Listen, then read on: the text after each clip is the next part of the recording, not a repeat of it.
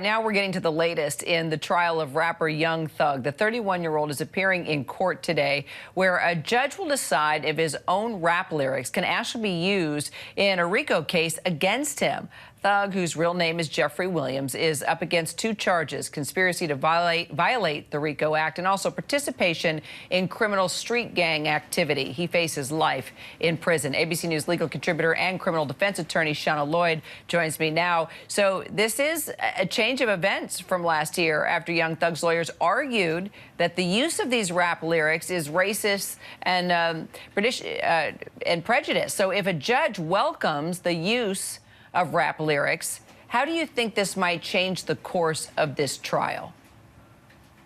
It's going to change the course of the trial because now they'll be able to use all of these lyrics that were previously recorded, believing that they had artistic expression under the First Amendment, will now be able to be used against them. It'll be used as evidence that the state is alleging of these crimes that they're saying that he committed. So that's going to have a very chilling effect. It's also going to bring some challenges around that artistic expression and the First Amendment. That's going to spin off of this trial without a doubt. So this case has definitely sparked a movement to protect Black art and freedom of speech. And testifying today are experts on rap music, including the co-author of Rap on Trial, Eric Nielsen. So what are Young Thug's lawyers likely trying to prove by putting this type of witness on the stand, Shauna? What they're trying to show is that artistic expression is protected by the First Amendment.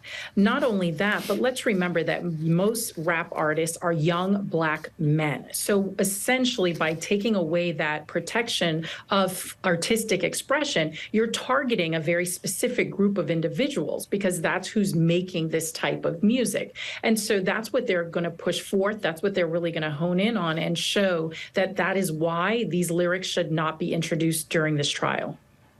So if his lyrics are used in court, what impact could this have, I mean, for all the other artists in the future?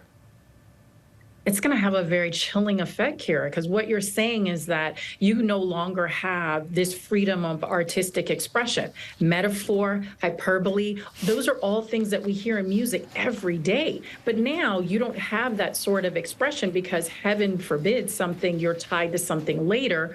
These words can now be used against you. So it's going to have a very chilling effect on music, on the music industry as a whole, especially on rap music. And now jury selection, I understand, is in its fourth month. How unusual is that? It's not unusual in the case of this magnitude. These jurors have to be able to be committed to being at this trial every day for 6 to 9 months.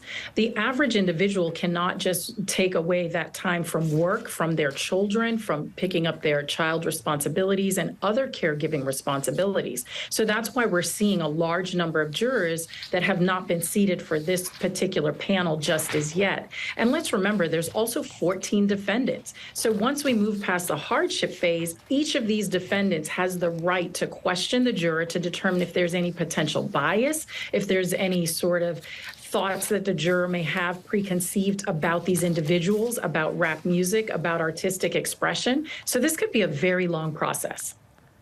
All right, Shauna Lloyd, we'll follow it. Thanks so much.